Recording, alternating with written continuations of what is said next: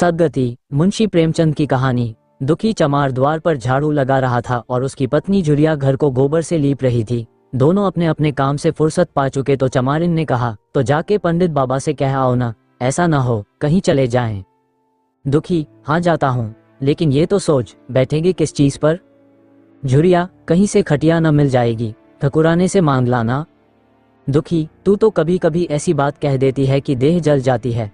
ठकुराने वाले मुझे खटिया देंगे, आग तक तो घर से निकलती नहीं, खटिया देंगे। कैथाने में जाकर एक लोटा पानी मांगूं तो न मिले, भला खटिया कौन देगा। हमारे उपले सेंठ हैं, भूसा लकड़ी थोड़े ही हैं कि जो चाहे उठा ले जाएं। ला अपनी खटोली धोकर रख दे, गर्मी के दिन तो हैं, उनके आते आते सूख जाएगी। झुरिया, वे हमारी खटोली पर बैठेंगे नहीं, देखते नहीं कितने नेम धर्म से रहते हैं।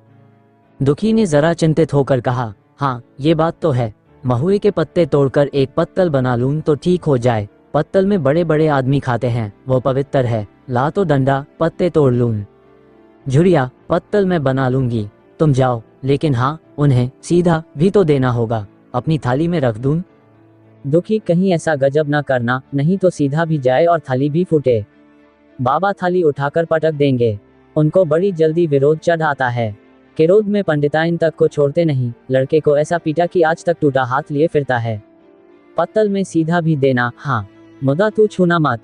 झूरी, गोंड की लड़की को लेकर साह की दुकान से सब चीजें ले आना, सीधा भरपूर हो।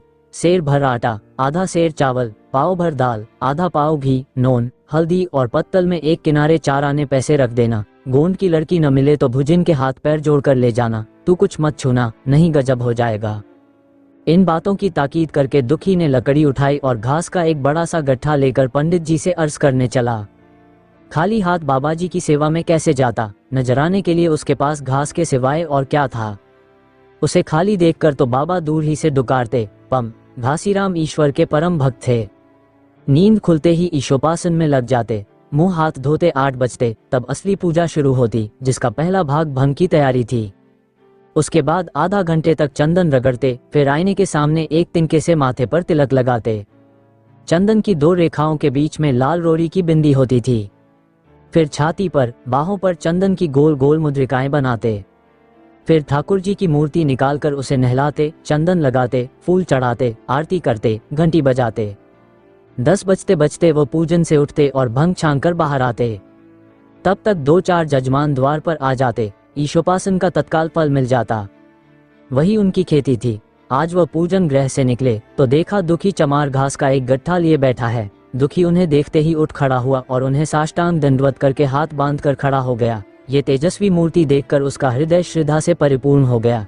कितनी दिव्य मूर्ति थी। छोटा सा गोल मटोल आदमी, चिकना सिर, फूले गाल, ब्रह्मतेज से प्रदीप्त आंखें, रोरी और चंदन देवताओं की प्रतिभा प्रदान कर रही थी। दुखी को देखकर श्रीमुख से बोले, आज कैसे चला रे दुखिया। दुखी ने सिर झुकाकर कहा, बिटिया की सगाई कर रहा हूँ महाराज, कुछ साइत सगुन विचारना है, कब मर्जी होगी। घासी, आज मुझे छुट्टी नहीं, हाँ सांझ तक आ जाऊंगा। दुखी, नहीं महाराज, जल्दी मर्जी हो जाए, सब सामान ठीक कर आया हूँ, ये घास कहाँ रख दूं। घासी, इस गाय के सामने डाल दे और जरा झाड़ू लेकर द्वार तो साफ कर दे। ये बैठक भी कई दिन से लीपी नहीं गई, उसे भी गोबर से लीप दे, तब तक मैं भोजन कर लूं, फिर जरा आराम करके चलूंगा। हाँ, ये लकड़ी भी चीर देना। खलिहान में 4 खांची भूसा पड़ा है, उसे भी उठा लाना और भूसौली में रख देना। दुखी फौरन हुक्म की तामील करने लगा। द्वार पर झाड़ू लगाई, बैठक को गोबर से लीपा। तब 12 बज गए। पंडित जी भोजन करने चले गए। दुखी ने सुबह से कुछ नहीं खाया था। उसे भी जोर की भूख लगी, पर वहां खाने को क्या धरा था। घर यहाँ से मील भर था, वहां खाने चला जाए तो पंडित जी बिगड़ जाया। बेचारे ने भूख दबाई और लकड़ी फाड़ने लगा। लकड़ी की मोटी सी गांठ थी, जिस पर पहले कितने ही भक्तों ने अपना जोर आजमा लिया था। वो उसी दमखम के साथ लोहे से लोहा लेने के लिए तैयार थी। दुखी घास छीलकर बाजार ले जाता था। लकड़ी चीरने का उसे अभ्यास न था। घास उसके खुरपे के सामने सिर झुका देती थी।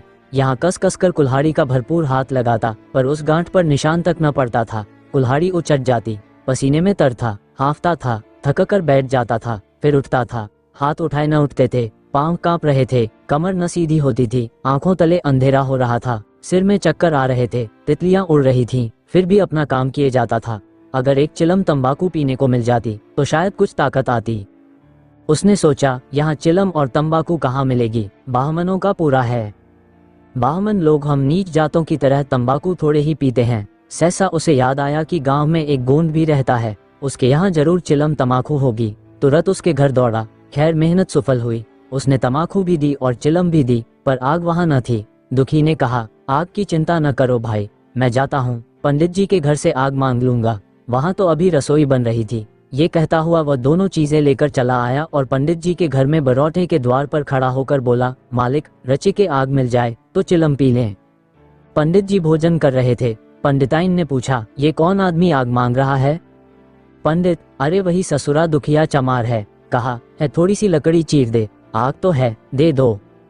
पंडिताइन ने भों में चढ़ाकर कहा, तुम्हें तो जैसे पोथी पत्रों के फेर में धर्म करम किसी बात की सुधि ही नहीं रही।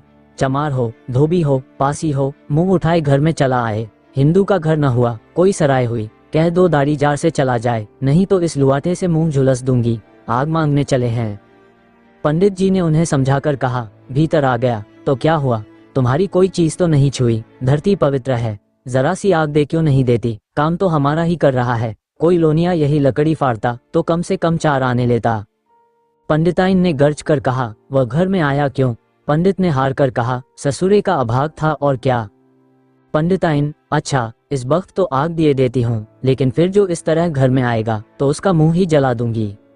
दुखी के कानों में इन बातों की भनक पड़ रही थी, पछता रहा था, नाहक आया, सच तो कहती हैं, पंडित के घर में चमार कैसे चला आए, बड़े पवित्र होते हैं ये लोग, तभी तो संसार पूछता है, तभी तो इतना मान है, भर चमार थोड़े ही हैं। इसी गांव में बूढ़ा हो गया, मगर मुझे इतनी अकल भी ना आई, इसलिए जब पंडिताइन आग लेकर निकली तो वह मानो स्वर्ग का वरदान पा गया।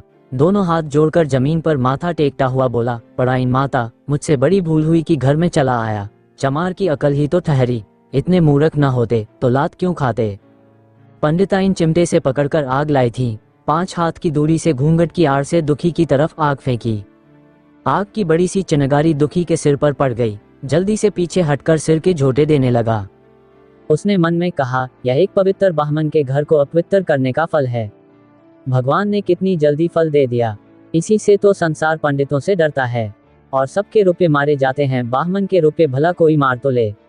घर भर का सत्यानाश हो जाए, पांव गल गल कर गिरने लगे। बाहर आकर उसने चिलम पी और फिर कुल्हाड़ी लेकर जुट गया। खट खट की आवाजें आने लगीं। उस पर आग पड़ गई तो पंडिताइन को उस पर कुछ दया आ गई। पंडित जी भोजन करके उठे तो बोली, इस चमरवा को भी कुछ खाने को दे दो, बेचारा कब से काम कर रहा है, भूखा होगा। पंडित जी ने इस प्रस्ताव को व्यवहारिक क्षेत्र से दूर समझकर पूछा, रोटियां हैं? पंडिताइन, 2-4 बच जाएंगी। पंडित, 2-4 रोटियों में क्या होगा, चमार है, कम से कम शेर भर चढ़ा जाएगा। पंडिताइन कानों पर हाथ रखकर बोली, अरे बाप रे, शेर भर, तो फिर रहने दो। पंडित जी ने अब शेर बनकर कहा, कुछ भूसी चोकर हो तो आटे में मिलाकर 2 ठो लिट्टा ठोंक दो, साले का पेट भर जाएगा। पतली रोटियों से इन नीचों का पेट नहीं भरता, इन्हें तो जुआर का लिट्टा चाहिए। पंडिताइन ने कहा, अब जाने भी दो, धूप में कौन मरे।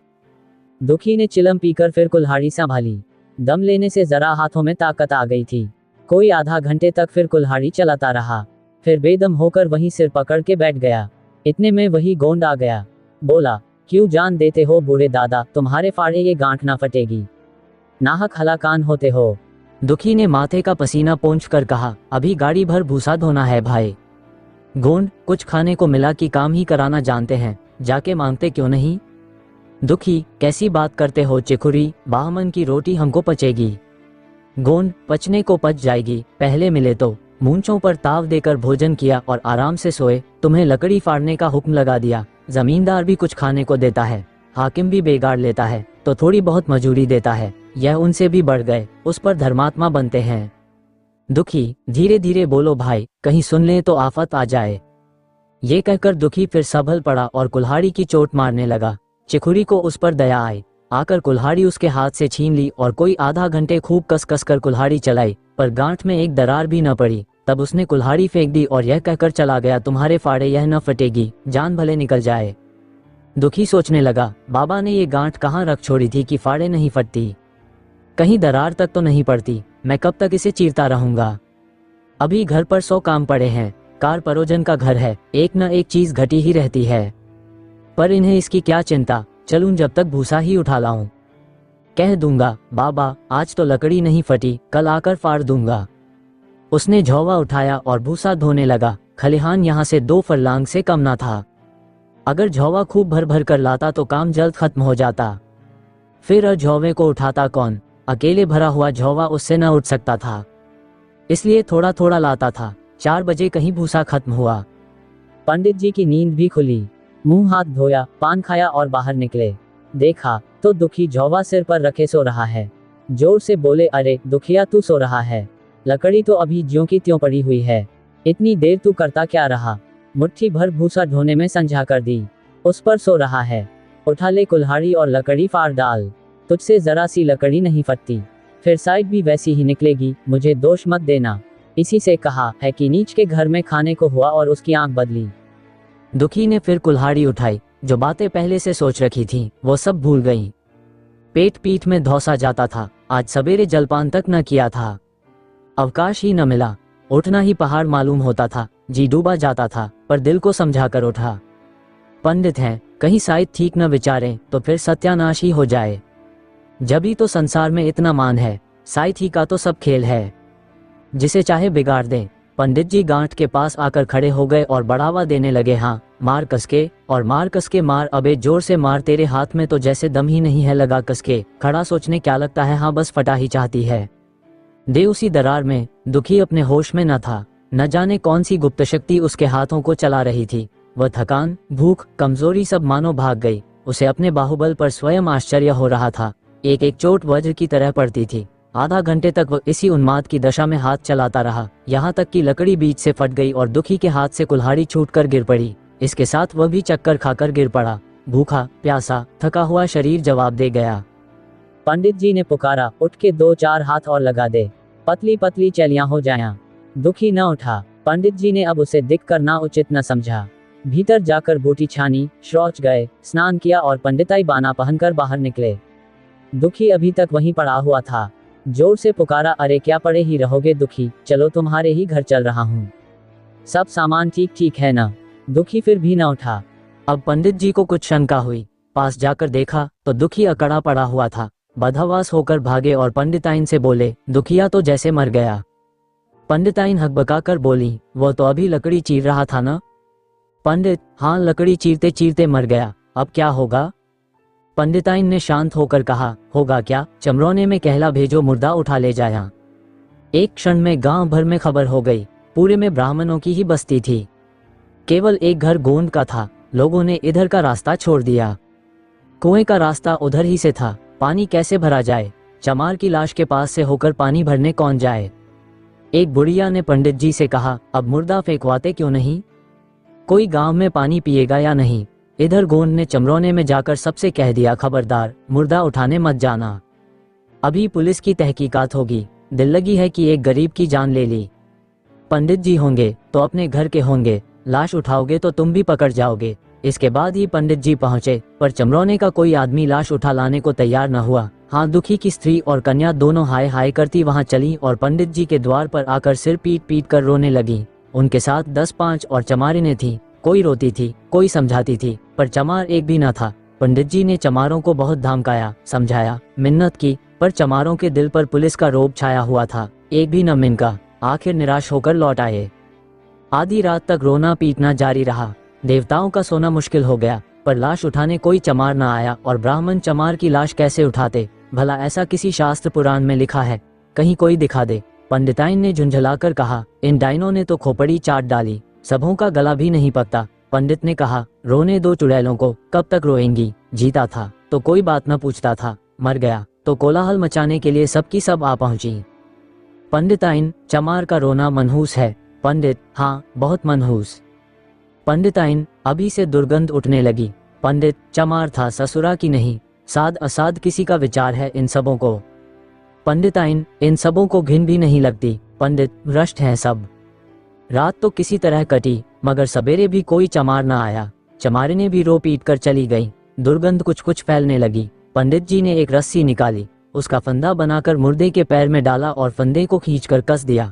अभी कुछ कुछ धुंधल का था। पंडित जी ने रस्सी पकड़कर लाश को घसीटना शुरू किया और गांव के बाहर घसीट ले गए। वहां से आकर तुरंत स्नान किया, दुर्गा पाठ पढ़ा और घर में गंगा जल छिड़का।